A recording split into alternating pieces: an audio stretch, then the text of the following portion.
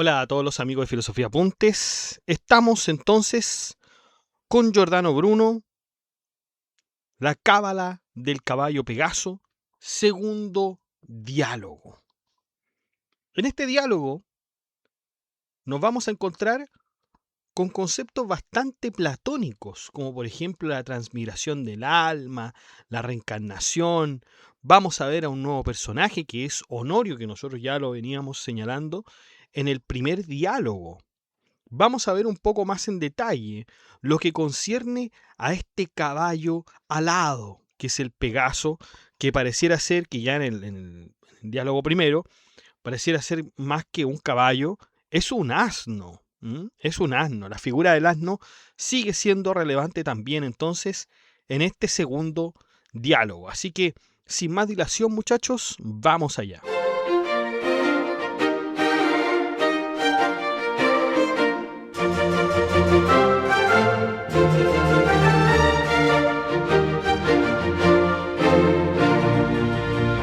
Bueno, entonces Honorio responde a Sebasto, quien le pregunta si recuerda haber llevado cargas en vidas pasadas.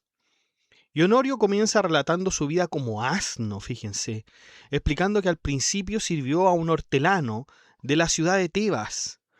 Su trabajo consistía en transportar estiércol desde la ciudad hasta un huerto cercano a la muralla y regresar cargado con verduras como coles, lechugas, cebollas, sandías, chiribías y rábanos.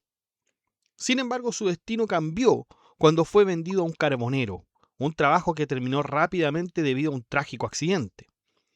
Mientras pastaba cerca de un precipicio, atraído por un cardo que crecía en una posición peligrosa, Honorio se inclinó demasiado y cayó, perdiendo así su vida a Cinina. Este accidente lo liberó de su ergástulo corpóreo, es decir, de su cuerpo material, transformándolo en un espíritu errante. Y en ese estado espiritual, Honorio descubre que, en cuanto a sustancia, no hay diferencia esencial entre las almas humanas y las almas de otros animales, incluyendo los asnos. Y esta percepción que tuvo Honorio es una visión metafísica de la unidad del ser, en la que las almas de todos los seres vivos, al separarse de sus cuerpos, se fusionan en una única esencia espiritual universal. Y claro, pareciera ser que esto está más acorde con la doctrina pitagórica y otras tradiciones que sostienen que todas las almas tras la muerte regresan al mismo principio espiritual, tal como todas las aguas retornan al océano. Obviamente, aquí estamos controvirtiendo lo humano y lo animal, sugiriendo que toda vida participa de una misma sustancia espiritual.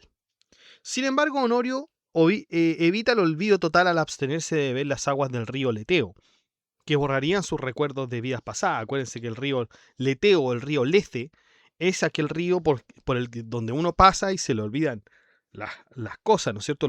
Todas las cosas que vivió en su vida pasada. Porque se supone que todos somos almas que estamos en el cielo y tras la caída pasamos por el río Leteo. Aunque fingió cumplir con este ritual, solo mojó superficialmente sus labios para engañar a los vigilantes del inframundo, manteniendo así su memoria intacta. Y esto le permitió regresar al mundo sensible a través de la puerta córnea, que es una alusión a las salidas verdaderas de los reinos de los sueños, según la tradición clásica. Y al emerger nuevamente se encontró en el monte Parnaso, que es un lugar sagrado para las musas y la fuente de inspiración poética, donde por decreto Honorio pasaría de ser un asno, un simple asno, a un asno volador. Y ahí está identificado entonces con el mito del Pegaso, que es este caballo alado, ¿no es cierto? Y esta metamorfosis le otorgó alas, permitiéndole elevarse hasta los confines del cielo, donde fue finalmente catasterizado, es decir, convertido en constelación.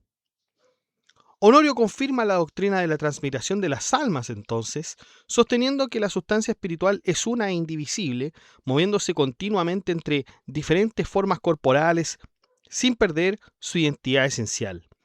Entonces aquí se refuerza la visión pitagórica de que las almas humanas y animales participan del mismo principio espiritual eterno, y ahí se desafían todas las nociones convencionales de superioridad humana sobre otras formas de vida y subrayando la naturaleza cíclica e inmutable de esta alma universal.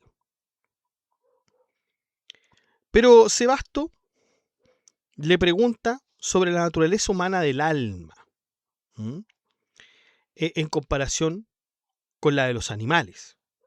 Y Honorio afirma que no hay una diferencia esencial entre ambas en cuanto a su sustancia. Sostiene que todas las almas, independiente de quién habite en ellas, es decir, humano, mosca, ostra o plantas, comparten toda una misma esencia espiritual.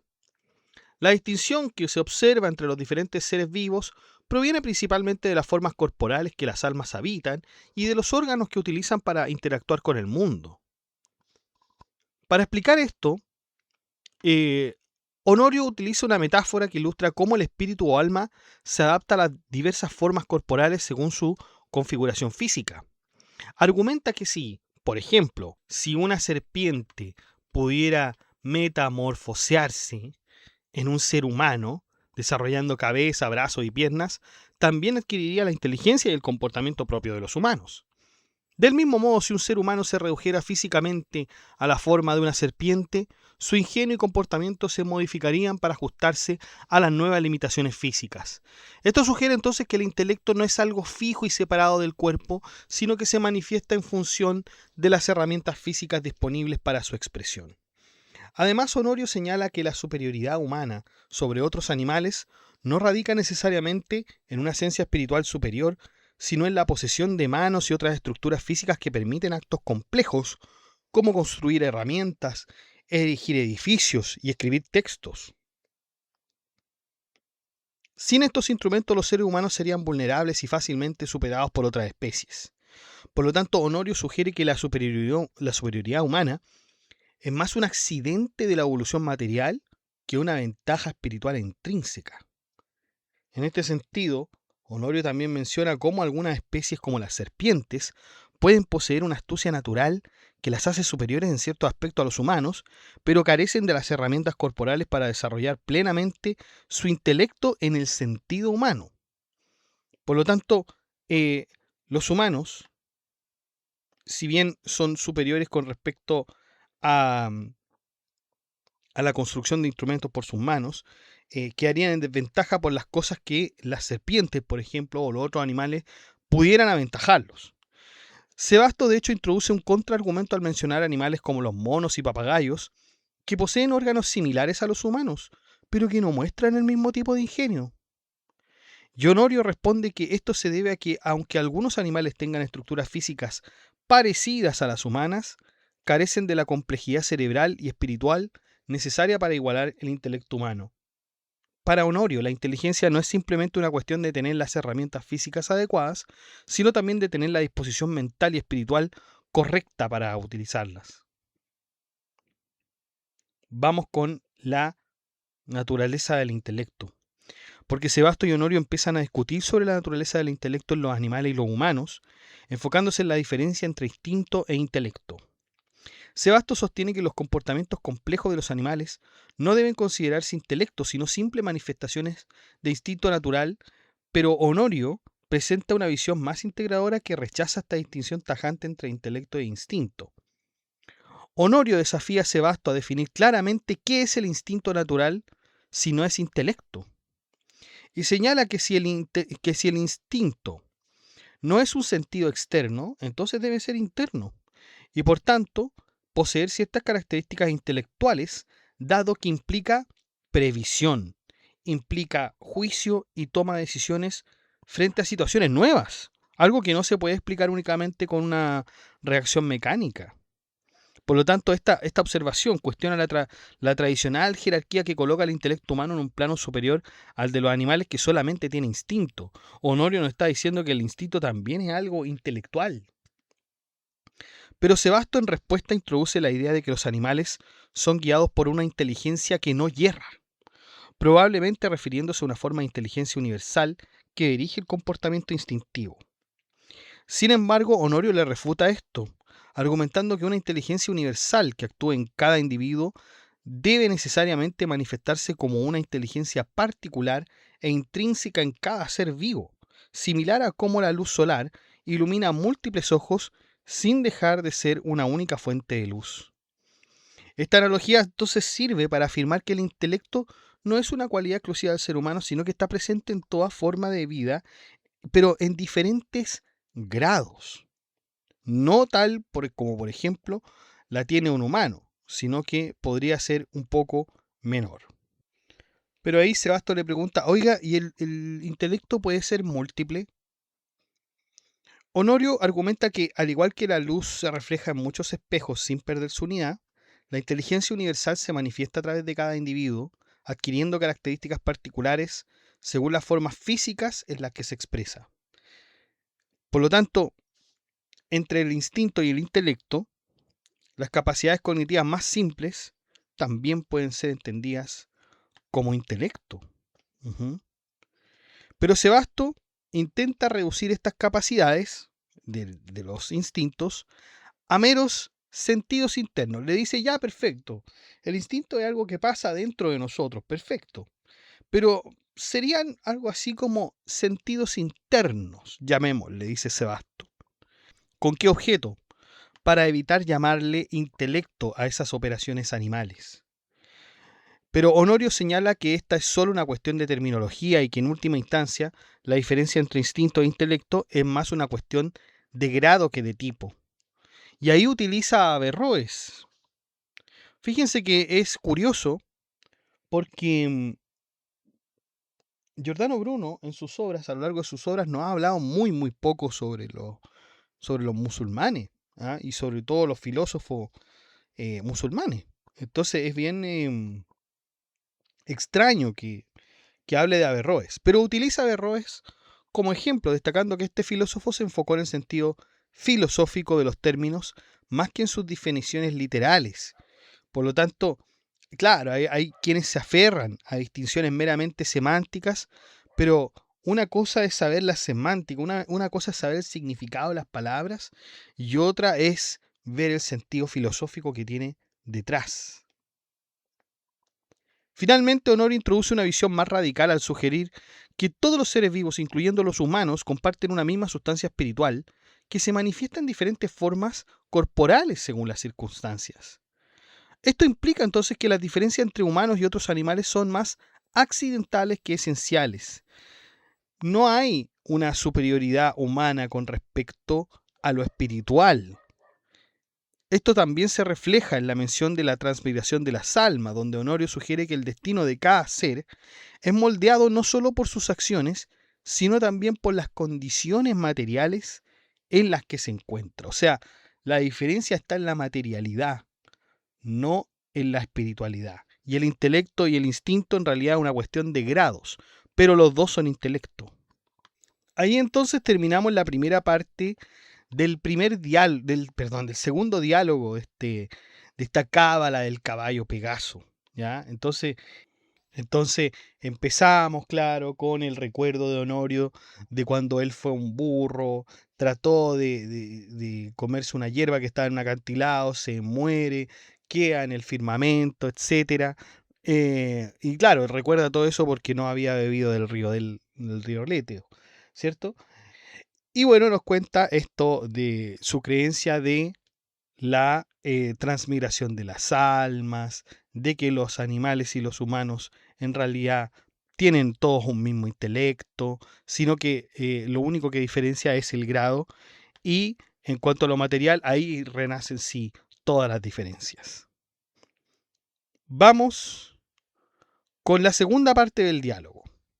Sebasto señala la llegada tardía de Saulino y Coribante, sugiriendo que se han perdido una parte importante de la conversación con Honorio.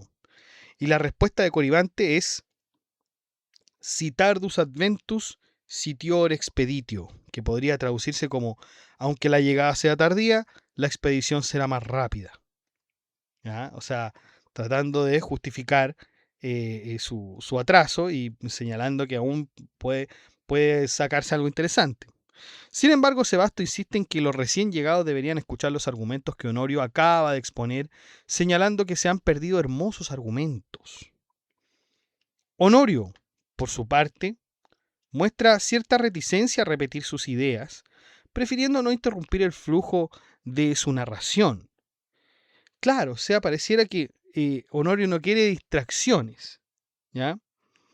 Eh, Porque a lo mejor siente que Saulino y Coribante a lo mejor son menos receptivos o dignos igual de estas ideas profundas.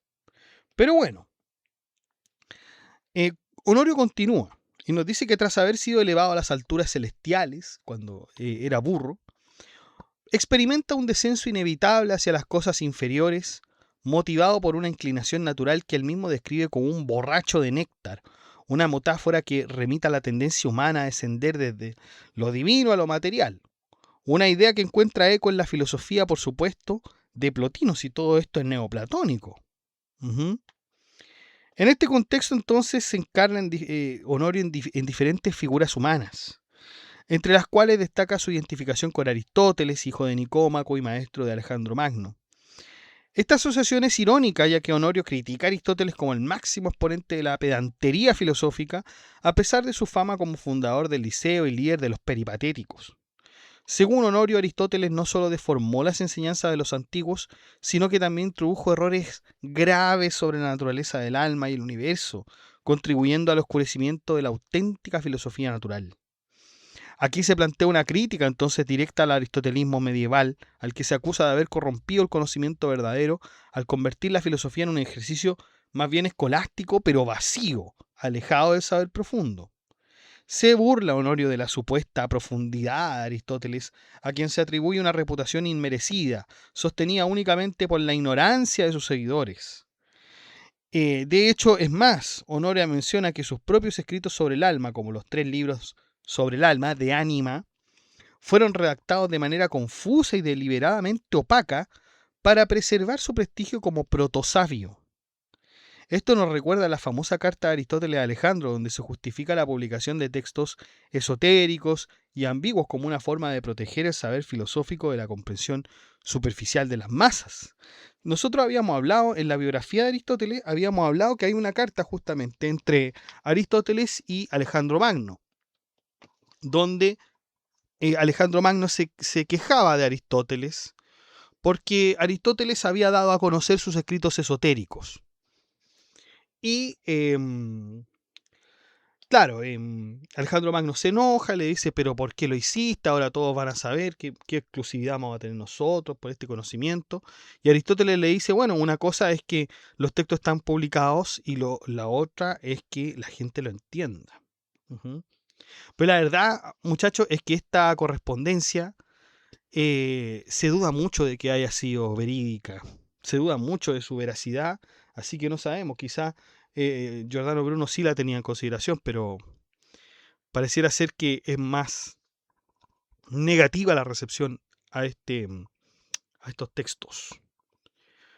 Y claro, Honorio utiliza esta anécdota para subrayar la desconexión entre el verdadero conocimiento y las distorsiones introducidas por los sistemas filosóficos posteriores, reforzando así la idea de que el saber auténtico solo puede ser alcanzado por aquellos dispuestos a trascender las limitaciones de la razón discursiva.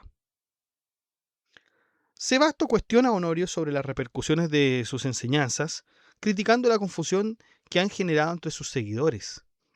Sebasto sugiere que si Honorio ha publicado sus ideas de manera oscura y ambigua, como si en realidad no las hubiera publicado, entonces sus lectores tenían razón en quejarse de haber sido engañados y desviados del camino de la verdad. Por lo tanto, esta crítica que es común en los filósofos, al usar metáforas, alegorías y lenguaje oscuro, claro, terminan distanciándose de su audiencia, haciendo que su mensaje sea ininteligible incluso para aquellos que buscan comprenderlo de forma sincera. Pero Honorio responde a esta acusación reconociendo que, en efecto, nunca tuvo la intención de ser completamente comprendido. Justifica esta postura argumentando que los auténticos pensadores no deben ser perseguidos por el intelecto de aquellos que no pueden o no quieren elevarse a su nivel de comprensión. Honorio incluso admite que muchas veces sus escritos fueron diseñados deliberadamente para ser enigmáticos, como una forma de proteger sus verdades y sus verdaderas ideas de aquellos que no estaban preparados para recibirlas. O sea, la misma cuestión de la que se quejaba Alejandro con respecto a Aristóteles. Luego Honorio describe cómo muchos estudiosos se obsesionan con interpretaciones esotéricas y oscuras, cayendo en el error de considerar profundas aquellas ideas que en realidad carecen de sentido. Esta crítica se extiende a aquellos que, fascinados por textos crípticos o misteriosos, terminan perdiendo contacto con la realidad y se convierten en melancólicos y atormentados por ideas que solo confunden y desvían el intelecto. ¿Ya? Ahí están entonces los pedantes, los sofistas, entre otros. Pero bueno, nos desviamos demasiado del tema y Sebasto y Coribante se dan cuenta de esto. Se dan cuenta que nos hemos desviado, pero tremendamente. Entonces le insisten a Honorio que continúe con su relato. Y este regresa a su narrativa sobre la transmigración del alma, recordando cómo en múltiples encarnaciones siempre regresaba a su forma arquetípica asinina antes de asumir una nueva vida humana. Por lo tanto, Honorio enfatiza que gracias a su prudencia y astucia, al evitar las aguas del Leteo, este río que hacía perder la memoria, logró preservar la memoria de sus vidas pasadas, que era un privilegio que le ha permitido no solo recordar su naturaleza sinina, sino también ascender a la forma elevada del caballo Pegaso, que es el símbolo de la inspiración poética. Honorio responde a Coribante y Sebaste describiendo cómo, a pesar de haber descendido a las instancias terrenales en su forma sinina, conserva las facultades que adquirió durante sus vidas anteriores, incluyendo una biblioteca interna que le permite distinguir entre opiniones falsas y verdaderas. ¿Ya? También afirma Honorio que aunque ahora está confinado en un cuerpo material, limitado por los sentidos como si mirara al mundo a través de pequeñas rendijas, conserva el hábito de discernir las verdades profundas a las que tuvo acceso en sus formas más elevadas. Claro, el cuerpo como prisión, con los sentidos como pequeñas aberturas hacia la realidad. Por lo tanto, una visión absolutamente platónica de la existencia. El alma atrapada en un cuerpo solo puede alcanzar el conocimiento verdadero cuando se libera de restricciones materiales. Además, Honorio sugiere que, gracias a esta memoria y juicio superior, puede comprender la esencia y naturaleza del alma con mayor claridad que aquellos que solo han habitado cuerpos mortales, sin el beneficio obviamente de múltiples transmigraciones. Finalmente, Sebasto reconoce esta superioridad al observar que Honorio no solo posee el hábito de diversas filosofías, sino también la capacidad de discernir correctamente en medio de las luces y sombras de las diversas existencias que ha experimentado. Esto convierte a Honorio en una figura paradigmática del asno iluminado, alguien que a través de la humildad y la perseverancia ha alcanzado una forma superior de conocimiento. Vamos ahora con la tercera parte del diálogo, porque Sebasto introduce el tema de la relación entre la ignorancia y el conocimiento, refiriéndose a una disputa que tuvo previamente con Saulino. La discusión gira en torno a una cuestión fundamental: si es posible que los humanos posean verdadera ciencia o conocimiento, o si, en última instancia, solo pueden aspirar a una forma de ignorancia iluminada que es superior a la mera sabiduría mundana. Saulino defiende la tesis de que, en ausencia de un acceso directo a la verdad absoluta, el intelecto humano solo puede acercarse a ella a través de la ignorancia y la asinidad. Para Saulino, esta ignorancia no es simplemente la ausencia de conocimiento, sino una disposición particular que permite al intelecto recibir destellos de verdad sin pretender aprenderla completamente. Esta posición se basa en la idea de que el intelecto humano, limitado y finito, no puede abarcar la totalidad de la verdad y que su aproximación a lo verdadero pasa necesariamente por la aceptación de su propia insuficiencia y humildad cognitiva. Coribante, por otro lado, interrumpe para señalar que Saulino está presentando un argumento que, desde su perspectiva, no se sigue lógicamente, nego sequelam o sequelam. Aquí Coribante cuestiona la afirmación de Saulino de que, en el ámbito del intelecto racional, no hay término medio entre la ignorancia y la ciencia. Y esta objeción que sugiere Coribante considera que el intelecto podría operar en un espacio intermedio, o sea, sin ser completamente ignorante ni completamente sabio. Es decir, una posición que probablemente refleje su perspectiva más escéptica y crítica hacia las afirmaciones de la certeza. Pero Saulino, en respuesta, Insiste que esta consecuencia es evidente, ya que la ignorancia y la ciencia son términos opuestos que se excluyen mutuamente en un mismo sujeto, del mismo modo que el hábito y la privación no pueden coexistir en el mismo contexto. Coribante y Sebasto desafían a Saulino a justificar su afirmación de que la ignorancia es el único medio por el cual el intelecto puede acercarse a la verdad. Coribante en primer lugar menciona la locución en latín quid de assumptione sive antecedente, para pedir que se aclare más bien el antecedente de un argumento o premisa lógica o la base o el fundamento sobre la cual se construye la conclusión. Y en lógica formal, el antecedente es la primera parte de una proposición condicional, es decir, la premisa que, si es verdadera, permite inferir una consecuencia. Por ejemplo, en la proposición si A entonces B, A es el antecedente y B es el consecuente. Luego, cuestiona la validez del argumento de Saulino al señalar que apoyarse únicamente en la autoridad humana para defender esta postura es un enfoque débil. Sebasto, por su parte, introduce una objeción más estructural al señalar que si los filósofos que niegan la posibilidad de conocimiento verdadero afirman algo en absoluto, entonces están implicando que existe al menos algún tipo de verdad contradiciéndose en el proceso. Según su razonamiento, si alguien sostiene que no se puede conocer la verdad, entonces su propia afirmación se vuelve dudosa, ya que para negar la posibilidad de conocer se debe al menos conocer algo sobre la naturaleza del conocimiento mismo. Y esto crea una paradoja. Si los escépticos niegan toda forma de conocimiento, deben también negar la certeza de su propia negación, quedando en una posición insostenible. Y Saulino responde a estas críticas afirmando que para entender esta paradoja primero es necesario comprender la naturaleza misma del conocimiento y sus límites, prometiendo explicar esto con más detalle más adelante. Coribante asienta esta propuesta, reconociendo que para entender el modo de una cosa, es necesario primero conocer la cosa misma. Saulino introduce la figura de los escépticos y académicos entonces, que eran justamente los escépticos, los que se conocían como los personajes de la escuela escéptica. ¿Y quiénes eran? Arcesilao y Carnéades, que se negaban a hacer afirmaciones definitivas sobre la naturaleza de las cosas y preferían mantenerse en una posición de constante investigación y duda. Para estos filósofos, cualquier afirmación sobre la naturaleza última de la realidad es intrínsecamente insegura y la sabiduría consiste precisamente en reconocer los límites de lo que puede saberse. Sebasto y Coribante responden con escepticismo a la descripción que Saulino hace sobre las doctrinas de los escépticos y pirronianos. Y aquí entonces comienzan a conversar sobre los propósitos de estos filósofos. Los describe de hecho Sebasto como vanas bestias, que se fatigan cuando han alcanzado un objetivo claro. Coribante interviene para contradecir la famosa máxima aristotélica omne agens est propter finem, todo agente actúa con un fin, sugiriendo irónicamente que estos filósofos son como las Bélides de la mitología griega, que están condenadas a llenar eternamente un tonel sin fondo, que era un castigo que simbolizaba precisamente la futilidad y desesperanza de un esfuerzo sin fin. Saulino en respuesta describe cómo estos filósofos se negaban a confiar en los sentidos, argumentando que la verdad es confusa e inalcanzable porque los objetos no se presentan tal como son en sí mismos, sino como mezclas de imágenes y percepciones alteradas.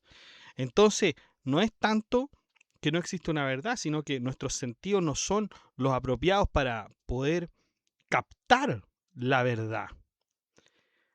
Sebasto le reconoce que estos escépticos ya pueden parecer filósofos muy sabios con poco esfuerzo, ya que su enfoque consiste precisamente en desconfiar de todo conocimiento positivo, y es una actitud que requiere menos trabajo que desarrollar un sistema filosófico positivo y coherente.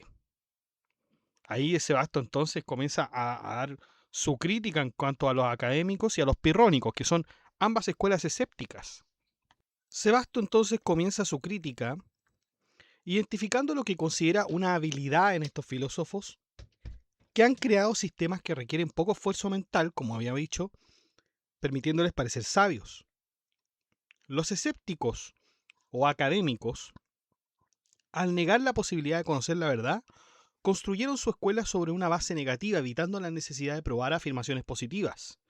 Y esto para Sebasto es una forma de holgazanería filosófica, una forma de evitar el arduo trabajo del conocimiento positivo.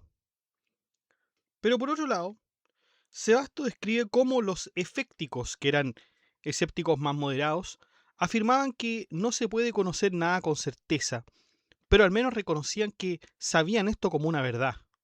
Esto ya les hacía parecer más sabios que los dogmáticos que querían conocer algo. Sin embargo, los pirrónicos llevaron esta postura al extremo, afirmando que ni siquiera se puede saber nada, nada es cognoscible, llevando al escepticismo a su conclusión lógica más radical. Entonces, eh, de hecho, Sebasto nos dice que esta línea de razonamiento fue aún más lejos. Sebasto sugiere que podría fundar una nueva secta que supere incluso a los pirrónicos, negando no solo la posibilidad de conocer, sino también la posibilidad de afirmar o negar cualquier conocimiento. Entonces, a esto nos lleva una ironía también, de que si se sigue esta lógica hasta su extremo, los asnos son los animales más divinos, porque al no pretender conocer nada, encarnan la forma más pura de sabiduría. Saulino entonces le responde a Sebasto, luego de toda esta crítica a los académicos, pirrónicos, escépticos en general, con un elogio ambiguo, afirmando que si Sebasto realmente creyera lo que acaba de decir, habría alcanzado una forma suprema de sabiduría, una meta que otros filósofos solo han rozado en sus intentos de escapar de las contradicciones del conocimiento. Sebasto pide a Honorio que intervenga, ya que este personaje con su experiencia mística y transmigratoria, recordemos que Honorio tuvo este sueño y todo eso, o sea, no estuvo un sueño, sino que en realidad pasó en su vida pasada, podría haber sido un académico en alguna de sus encarnaciones pasadas, Honorio. Y Honorio responde afirmativamente mencionando a Genófanes de Colofón, que fue un filósofo que afirmó sobre los dioses y que la realidad no hay más que opiniones. O sea, sobre los dioses y la realidad no hay más que opiniones, estableciendo así uno de los primeros precedentes del escepticismo radical en la filosofía griega. Sebasto, que se está mostrando hasta ahora como un personaje escéptico y desafiante, pide a Saulino que explique si la asinidad, al igual que las ciencias o las disciplinas, puede ser adquirida a través de la enseñanza. En otras palabras, se pregunta si alguien que no era asno puede transformarse en asno mediante algún tipo de instrucción, o si esta condición es innata y por tanto no puede ser transmitida o aprendida. Pero antes que le responda, Sebasto plantea 4 posibles escenarios para esta educación asinina, si es que existe. Solo el que enseña es un asno, solo el que es enseñado es un asno, ambos, tanto el maestro como el discípulo, son asnos, o ninguno de los dos es asnos. Cada una de estas posibilidades implica un desafío lógico. Si solo el maestro es asno, esto podría significar que el conocimiento que transmite es necesariamente asinino, corrompiendo al discípulo. Si solo el discípulo es asno, entonces el conocimiento podría perderse o deformarse al ser recibido.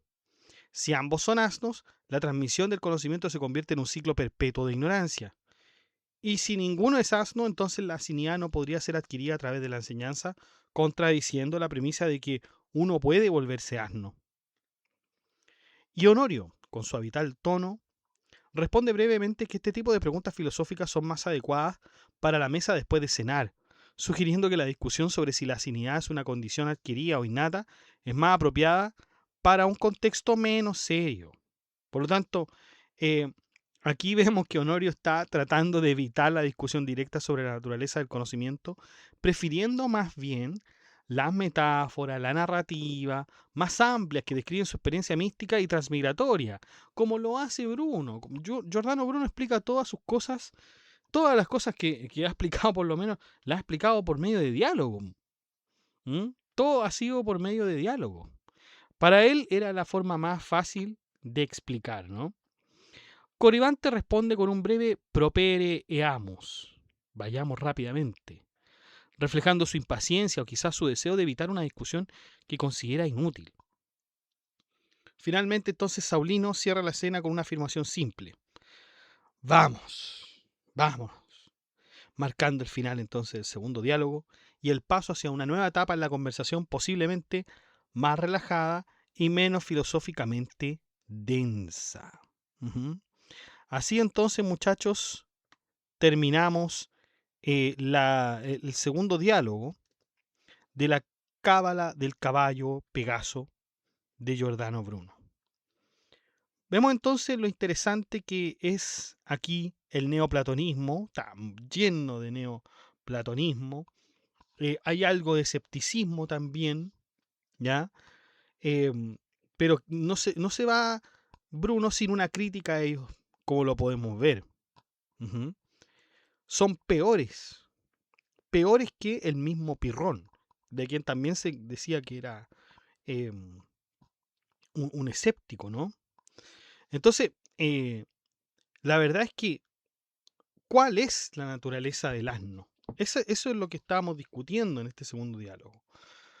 ¿Cómo finalmente comprendemos que alguien es asno y que por lo tanto se va a elevar a este tema de la sabiduría y bueno, va a ser un sabio finalmente, no un burro o como se le tiene a los asnos como estúpidos? Y como esto se va a resolver en el tercer diálogo, vamos al diálogo tercero entonces. El tono cambia radicalmente respecto a las largas discusiones filosóficas previas, porque Saulino aparece solo en la escena, reflexionando sobre la ausencia de sus compañeros y el inesperado giro de los acontecimientos. Y ahí Bruno introduce un nuevo personaje que es Álvaro, quien trae noticias que interrumpen las reuniones filosóficas. Álvaro, que es el criado de Sebasto, aparece para informar a Saulino que las reuniones tendrán que suspenderse por varias razones. Sebasto ha perdido a su esposa y está ocupado con los preparativos del testamento. Coribante sufre un ataque de gota, por lo tanto se le hace imposible reunirse. Honorio se ha retirado a los baños, lo que sugiere un descanso físico o quizá una forma de purificación, un gesto acorde a su carácter ascético y místico. Esta interrupción entonces introduce un tono más ligero y mundano, recordando que incluso los más exaltados filósofos están sujetos a las vicisitudes físicas y emocionales de la vida. Saulino, tras despedir a Álvaro, reflexiona sobre la naturaleza fragmentaria de sus coloquios. Utiliza la metáfora del caballo Pegaso para describir una situación, comparando el destino de sus conversaciones con la imagen incompleta de la constelación del Pegaso, que en el cielo solo aparece hasta la mitad de su cuerpo, mientras que el resto permanece oculto. Esta imagen sugiere entonces la imposibilidad de completar ciertos proyectos intelectuales, un tema que es muy recurrente en la obra de Bruno, donde las ideas tienden siempre a fragmentarse, a dispersarse, excepto cuando hablaba del universo, ¿no? Finalmente, Saulino sugiere que aunque el gran proyecto de una cábala magna del caballo Pegaso ha quedado inconcluso, los dos primeros diálogos pueden considerarse como una especie de cábala parva o introducción al tema. En cierto modo, es un comentario que hace Bruno metatextual para reconocer las limitaciones del propio trabajo. Recuérdense que, como habíamos dicho en el primer diálogo, Bruno no sabía qué hacer con esta obra. No tenía idea qué hacer. Sin embargo, Saulino no se muestra completamente resignado. Promete que si sus compañeros vuelven a reunirse, los encerrará en un cónclave hasta que terminen su magna obra. Un gesto que mezcla, ¿no es cierto?, humor y determinación filosófica, porque está obsesionado con que terminemos la conversación. Finalmente, entonces, Saulino eh, se despide, decide pasar su tiempo leyendo un diálogo que tiene por ahí, ¿ya?, sugiriendo que el proceso filosófico es continuo y que incluso en ausencia de sus compañeros, la reflexión no debe detenerse. Uh-huh. Eso, muchachos, eso fue la cábala del caballo Pegaso. Y si usted cree que, bueno, ahora terminamos con la cábala del caballo Pegaso, terminamos. Eso era todo. Pero si usted cree que Bruno se va a detener a hablar de los burros, no, señor, va a seguir hablando de los burros o los asnos, como usted quiera. Va a seguir hablando de esta figura. Es por eso que es increíble que Bruno haya insistido tanto en esta figura y que a veces la historia también se relaciona siempre al asno con alguna cuestión de sabiduría, de ignorancia también, pero eh, siempre tratando de ver las dos caras de este animal. Ujú. Vamos entonces a terminar con la cábala del caballo Pegaso. Quise reunir también el tercer diálogo junto con el segundo para que de alguna manera no tengamos que hacer un tercer capítulo tan corto, porque el tercer diálogo era muy corto. Ya era Saulino básicamente despidiéndose. Pero hemos visto muchas cosas interesantes en la cábala del caballo Pegaso. Ya entendemos que la cábala no es la cábala hebrea, ¿ya?, sino que es la sabiduría de este caballo Pegaso, que en realidad es un asno. O sea, si nosotros pudiéramos desentrañar bien el texto del título, deberíamos decir la sabiduría del asno, ¿m? O la sabiduría de la asinidad. Pero claro, decir la cábala del caballo Pegaso es tremendamente llamativo. Llamativo. Ahora cuando leemos el texto nos damos cuenta que no es tan así, que bajo ese título subyace algo mucho más importante, al estilo de Bruno, ¿no? Al estilo de Bruno, lo mismo que la expulsión de la bestia triunfante, ¿ah? El candelero, etcétera, y tantos otros textos que son del estilo de diálogos. Vemos la influencia neoplatónica también. A mí me parece que hay algo de pitagorismo también con la transmigración. Vimos a Averroes, o sea que Bruno menciona por lo menos a un musulmán. Y también importante aquello del escepticismo. O sea, Bruno conocía, digamos, muy bien las escuelas como para hablar de esto. Pero yo creo que principalmente la docta ignorancia de Nicolás de Cusa, imperdible en esta hora. Yo la vi todo el tiempo mientras íbamos relatando el texto. La docta ignorancia, que es, bueno, justamente reconocer que uno es ignorante y por ese reconocimiento uno se considera sabio. Por lo demás, nosotros tenemos podcast sobre el Nicolás de Cusa y un podcast exclusivo sobre la docta ignorancia que lo invito a ver de todas maneras para que se entere mucho más del contexto. Eso, muchachos. Les dejo el grupo de WhatsApp para que se enteren de las últimas novedades y el grupo de la comunidad para que hablemos este y otros temas.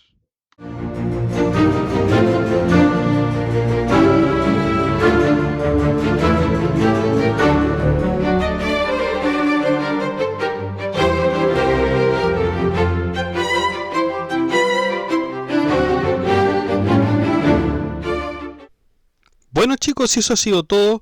Muchas gracias por ver este video. Desde el equipo de Filosofía Apuntes queremos dar un profundo y caluroso agradecimiento a quienes hacen posible que este proyecto educativo siga creciendo.